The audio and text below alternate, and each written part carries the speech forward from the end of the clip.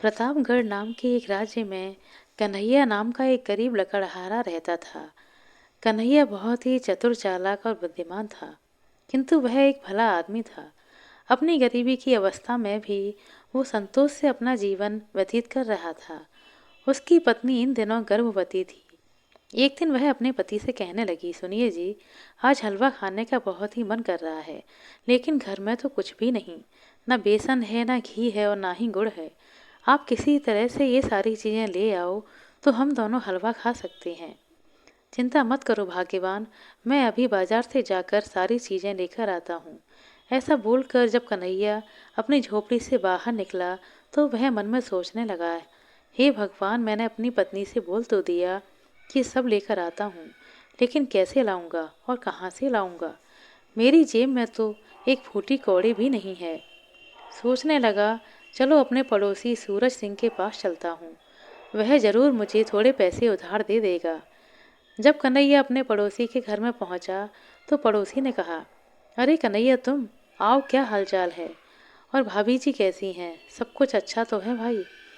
कन्हैया ने सकचाते हुए कहा, सब ठीक है भाई, पर अचानक कुछ रुपयों की ज़रूरत आन पड़ी है। सोचा अभी तुमसे उधार ले लूं, बाद में तुम्हें चुका दूंगा। पड़ोसी सूरज सिंह मन ही मन सोचने लगा, यह गरीब फक्कड़ भला कहाँ से चुकाएगा? इसे कुछ भी दे दूं तो वापस मिलने की उम्मीद तो छोड़ ही दो। यह सोचकर वह बोला, तुम बड़े ही बुरे वक्त में आए हो मित्र। देखो ना, मैं तो वैसे राजा का महावत हूँ, पर तुम्हारी ही तरह गरीब हूँ। आजकल तो मेरा हाथ बहुत ही तंग चल रहा है। अब अपनी हालात के बारे में तुम्हें क्या बताऊं। आज तुम्हारी भाभी का दिल भी कुछ मीठा खाने को हो रहा था, मगर मेरे पास फूटी कौड़ी भी नहीं जो बाजार से कुछ लाकर दे सकूं, और तब तो मैंने बेकार में ही तुम्हें तकलीफ दे दी। अच्छा, मैं चलता हूँ। यह कहकर कन्हैया जैसे ही जाने को हुआ, तभी सूरज की पत्नी की आवाज़ रसोई घर से आई, अजी सुनिए, खीर बनकर तैयार है। रसोई घर से आई पत्नी की आवाज़ सुनकर एक बार तो महावत हड़बड़ा ही गया, मगर फिर तुरंत ही स्थिति को संभालते हुए बोला, अच्छा मित्र, लगता है मेरी पत्नी ने खिचड़ी बना ली है। शायद पेट भरने लायक भी पूरी ना पड़े, मगर आधे पेट खाकर ही संतोष करना पड़ेगा। क्या करूं, मजबूरी है। इसके बाद कन्हैया उसके घर से चला गया। बाहर निकलकर कन्हैया सोचने लगा कि सूरज मुझे कुछ देना नहीं चाहता, इसलिए कुछ ना होने का दिखावा कर रहा था। रसोई घर से भीनी भीनी सुगंध आ रही थी। जरूर उसकी पत्नी ने खीर बनाई थी। वह अपने ही विचारों में डूबा हुआ था और सोच रहा था कि अब मैं क्या करूं, किसके पास जाऊं, कौन देगा मुझे उधार। लगता है पत्नी की इच्छा भी पूरी नहीं कर पाऊंगा। चलते चलते कन्हैया की नज़र एक बड़े सुंदर घर पर पड़ी, जिस पर बहुत ही अच्छी सजावट हो रही थी। पास से गुजरते हुए एक राहगीर को रोककर कन्हैया ने पूछा, क्यों भाई, यह किसका मकान है? आज यहाँ इतनी सजावट क्यों है? उस राहगीर ने कहा, अरे तुम्हें नहीं मालूम, यह नगर सेठ नरोत्तम लाल की हवेली है। विवाह के 15 साल के बाद में सेठ जी के यहाँ बेटे का जन्म हुआ है। ऐसी धूमधाम में अब वो खर्च नहीं करेंगे तो कब करेंगे भाई? राहगीर ने आगे कहा, आज सेठ जी के बेटे को पैदा हुए 5 दिन बीत चुके हैं। कल छठी की पूजा की जाएगी, नामकरण होगा, मगर यह सजावट और धूमधाम शायद कई महीनों तक चलेगी। ये सारी बातें सुनकर कन्हैया मन ही मन सोचने लगा, कल होगी दावत, मगर मेरी पत्नी की तो इच्छा आज हलवा खाने की है। कन्हैया मन ही मन कुछ तरकीब सोचने लगा। कुछ ही क्षणों के बाद उसके मन में एक उपाय सूझा और उसकी आंखें चमकने लगीं। वहां से निकलकर वह सीधा बाजार में गया और एक बेसन के व्यापारी के पास जाकर व्यापारी से बोला, राम राम सेठ जी, बेसन कितनी बोरियां होंगी गोदाम में? राम राम भैया, कहाँ से आए हो? मैं सेठ नरोत्तम लाल के यहाँ से आया हूँ। कल उनके बेटे का नामकरण संस्कार है ना, लड़का हुआ है सेठ जी को। अच्छा, तब तो हमारी तरफ से बधाई बोलना। और हाँ, कितनी बोरी बेसन चाहिए सेठ जी को? यह तो मुझे नहीं पता, मुझे तो केवल इतना कहा है कि लाला सूरजमल के यहाँ पर पता करके आओ कि गोदाम में कितनी बोरियां हैं, और थोड़ा सा बेसन नमूने के तौर पर लेते आना। देखो भाई, गोदाम में रखने का तो अपना धंधा नहीं है, इस हाथ लेते हैं और उस हाथ बेच देते हैं। फिर भी समझ लो कि कम से कम 30-40 बोरियां तो होंगी ही। इतने में तो सेठ जी का काम चल ही जाएगा। और जहाँ तक नमूने के तौर पर बेसन देने की बात है तो वो मैं तुम्हें अभी दे देता हूँ। सेठ ने अपने नौकर को आवाज़ लगाई, हरिया ओ हरिया, अरे भाई हरिया, जल्दी से इस आदमी को एक पाव बेसन दे दे।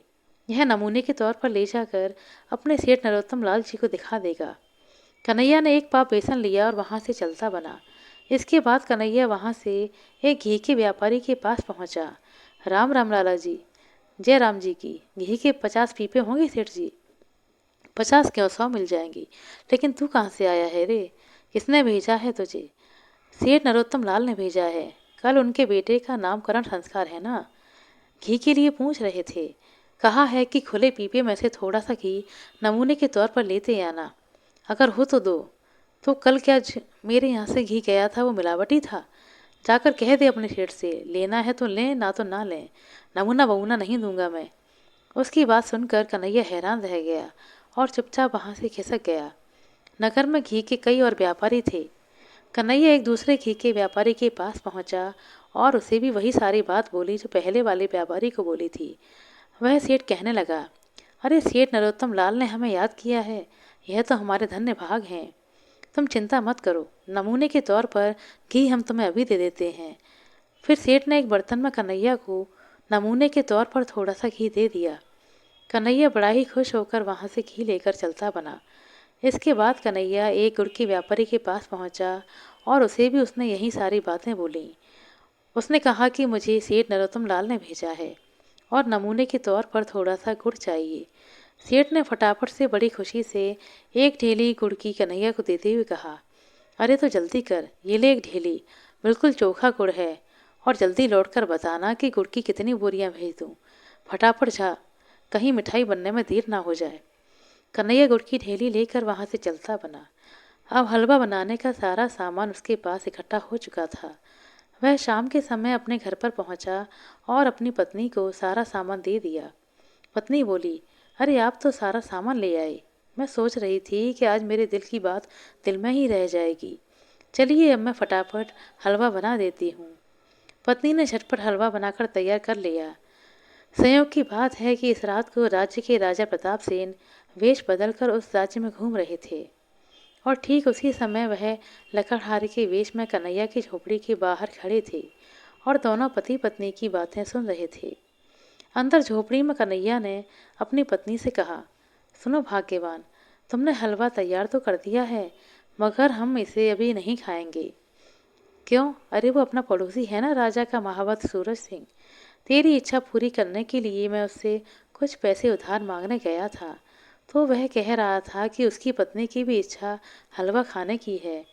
अगर वह इस वक्त यहाँ पर आ गया तो हमें ना चाहते हुए भी हलवे में से कुछ हिस्सा उसे और उसकी पत्नी को देना पड़ेगा।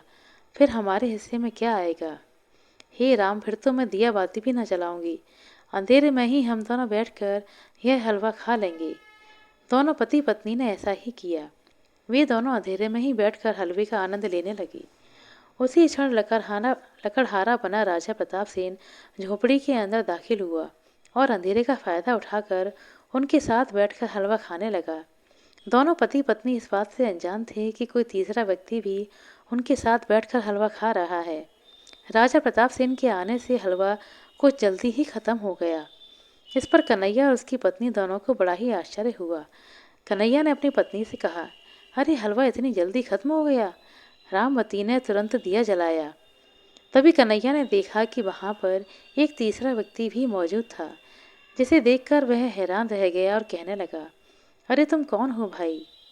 मैं तुम्हारा मेहमान हूँ। हलवा तुमने बहुत ही अच्छा बनाया था। लो, इसी खुशी में यह स्वर्ण मुद्राएं मेरी ओर से उपहार समझकर रख लो। नहीं भाई, अभी तुमने खुद ही कहा कि तुम हमारे मेहमान हो और मेहमानों को खिलाने के लिए कोई कीमत नहीं लेते। बस दुख इस बात का है कि तुमने चुपचाप हलवा खा लिया तो मेरी पत्नी के लिए वो कम पड़ गया। मैं बड़ी ही मुश्किल से कुछ ना कुछ उपाय करके हलवे का सामान इकट्ठा करके लेकर आया था।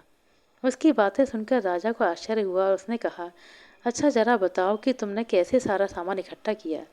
राजा के प्रश्न के उत्तर में कन्हैया ने बिना झूठ बोले एक एक बात सच सच बता दी कि कैसे उसने बेसन, घी और गुड़ का इंतजाम किया था। फिर बोला कि अब सारा सामान खत्म हो गया, अब हलवा और नहीं बनाया जा सकता। ओह, मुझे माफ़ करना मित्र, मैं यूं ही तुम पति पत्नी की इच्छा की पूर्ति में बाधक बन गया। अब तुम मुझसे स्वर्ण मुद्राएं भी लेने को तैयार नहीं। किंतु मैंने तुम्हें मित्र कहा है, इसलिए मेरी एक बात मानो। कल सुबह तुम महाराज प्रताप सेन के राज दरबार में जाना। वो अवश्य ही तुम्हारी कोई ना कोई सहायता अवश्य करेंगे। इतना कहकर राजा प्रताप सेन वहां से चले गए। महल में आकर उन्होंने अपने राजसी वस्त्र पहने और अपने एक पहरेदार को आदेश दिया, कल एक गरीब व्यक्ति महल में आएगा जिसका नाम कन्हैया है। उसे बिना किसी रोक टोक के और सम्मान के साथ मेरे सामने प्रस्तुत कर दिया जाए। जो आज्ञा महाराज। अगले दिन सुबह के समय कन्हैया की पत्नी ने अपने पति को उठाया और कहा, आज तो आपको राजमहल जाना है जी। सुनिए जी, आप पहली बार राजमहल जा रहे हैं तो क्या खाली हाथ जाएंगे? महाराज के लिए कोई भेंट लेकर जानी चाहिए। अरे हमारे पास है ही क्या महाराज को देने के लिए। आप चिंता मत कीजिए, आप राजमहल जाइए, देखिए क्या होता है। और सुनिए, जहाँ तक उनको उपहार देने की बात है, परसों ही मैंने एक कबूतर पड़ा था। मैंने उसको पालतू बनाने के लिए उसके पर काट दिए। आप तो लकड़ी काटने के लिए जंगल जाते हैं और दिन भर मैं घर में अकेली ही रहती हूँ। सोचा था कि उस कबूतर से अपना दिल बहला लिया करूँगी। आप वही कबूतर महाराज को उपहार देने के लिए ले जाइए। कन्हैया अपनी पत्नी की बात मानकर राजमहल की ओर चल दिया। ठीक उसी समय राजमहल के पहरेदारों ने राजा प्रताप सेन के पास आकर कहा कि एक दूत उनसे मिलना चाहता है। दूत को महाराज के सामने उपस्थित किया गया। दूत बोला, महाराज की जय हो। मैं चारू दत्त सुल्तानगढ़ के राजा का राजदूत हूँ। हमारे महाराज ने आपके लिए एक संदेशा भेजा है। क्या पैगाम भेजा है राजदूत, हमें भी बताओ। महाराज, यह संदेश सांकेतिक है जो आपको समझना होगा और फिर उसका उत्तर देना होगा। यह कहते हुए उस दूत ने खड़िया से फर्श पर एक गोल घेरा बना दिया और जेब से कुछ गेहूं के दाने निकालकर उस गोल घेरे के चारों ओर फैला दिए। उसके बाद वो राजा से बोला, महाराज, हमारे महाराज का यही संदेश है। अब आप इसका क्या उत्तर देना चाहते हैं? यह देखकर महाराज सोचने लगे, उफ, यह दूत ने हमें किस मुसीबत में डाल दिया। सुल्तानगढ़ हमारे राज्य से 20 गुना ज़्यादा शक्तिशाली और विशाल है। उसके राजा सुल्तान सिंह को अप्रसन्न नहीं किया जा सकता। राजा की समझ में इस संदेश का कोई उत्तर नहीं आ रहा था। उन्होंने अपने महामंत्री से कहा, बताइए इस संदेश का क्या अर्थ है। परंतु महामंत्री और बाकी सभी मंत्री मिलकर भी इस संदेश का कोई उत्तर ना समझ सके। पूरे राज दरबार में सनसनी और भय का माहौल पैदा हो गया। मंत्री ने राजा से क्षमा मांगते हुए कहा, महाराज, मुझे क्षमा करें, लेकिन सुल्तानगढ़ के राजा का यह संदेश मेरी समझ के बाहर है और बाकी दरबारी भी इसका अर्थ नहीं निकाल पा रहे हैं। राजा सोचने लगे कि अब क्या किया जाए, इस राजदूत को संदेश का क्या उत्तर दें। तभी राज दरबार में कन्हैया का आगमन हुआ। कन्हैया ने महाराज को देखकर प्रणाम किया। उन्हें देखते ही कन्हैया समझ गया कि यह वही व्यक्ति है जो रात को वेश बदलकर मेरे घर पर आया था। राजा ने भी कन्हैया को पहचान लिया। राजा प्रताप सेन की नज़र जैसे ही कन्हैया पर पड़ी, उन्हें पिछले रात की घटना याद आ गई।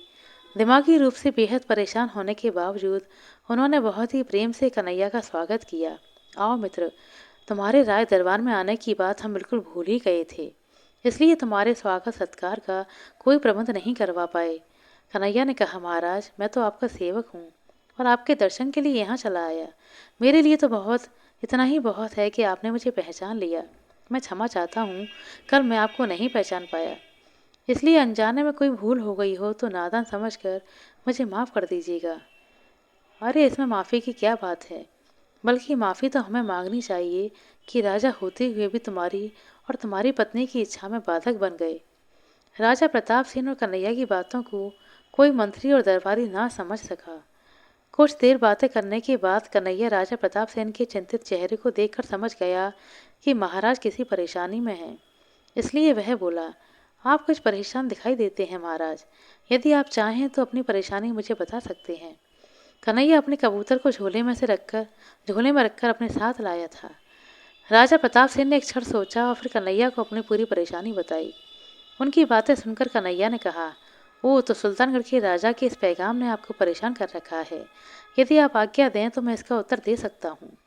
अगर तुम ऐसा कर पाए तो तुम्हारा हम पर बहुत ही उपकार होगा। कन्हैया ने अपने झोले में से कबूतर निकाला और उस घेर के बीच में कबूतर को छोड़ दिया।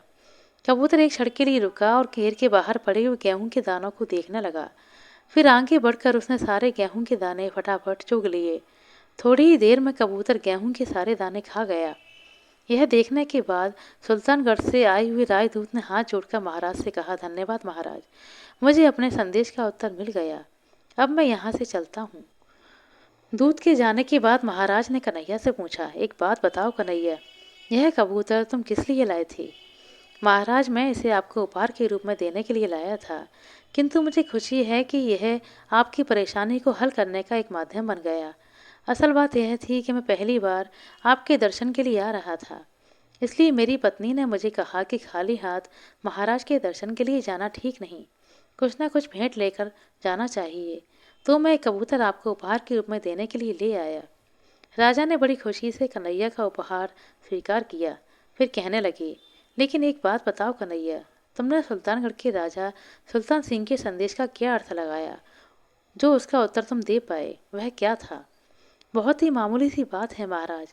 सुल्तानगढ़ के राजा ने गोल घेरे को अपना आपका राज्य मानकर गेहूं के दानों को फैलाकर अपनी सेना के द्वारा आपके राज्य को चारों ओर से घेर लेने का संदेश भेजा था और राज्य पर आक्रमण करने का इरादा रखते थे। मैंने कबूतर को गोल घेरे में छोड़ दिया, जिसने सारे गेहूं के दानों को साफ कर दिया और उन्हें यह संदेश दिया कि हमारी सेना इतनी बुलंद है कि वो उनकी सेना को गेहूं के दानों की तरह साफ कर देगी। कन्हैया की बातें सुनकर राजा बहुत प्रसन्न हुए और बोले, शाबाश कन्हैया, तुम्हारा दिया हुआ उत्तर मुझे बहुत पसंद आया। हम आज से ही तुम्हें अपना सलाहकार नियुक्त करते हैं। महामंत्री जी, कन्हैया के लिए एक बड़ा ही सुंदर भवन तैयार किया जाए। उस दिन के बाद कन्हैया राजा का विशेष सलाहकार बनकर राजमहल में रहने लगा और अपना जीवन अपनी पत्नी के साथ बहुत ही राजी खुशी बिताने लगा। आशा करते हैं दोस्तों आपको हमारे द्वारा सुनाई गई यह कहानी अच्छी लगी होगी। कहानी अच्छी लगी हो तो कृपया लाइक कर दें, शेयर कर दें। चैनल पर नए हैं तो सब्सक्राइब कर लें। अपना कीमती समय देने के लिए बहुत बहुत धन्यवाद। मिलते हैं अगले वीडियो में, तब तक के लिए नमस्कार।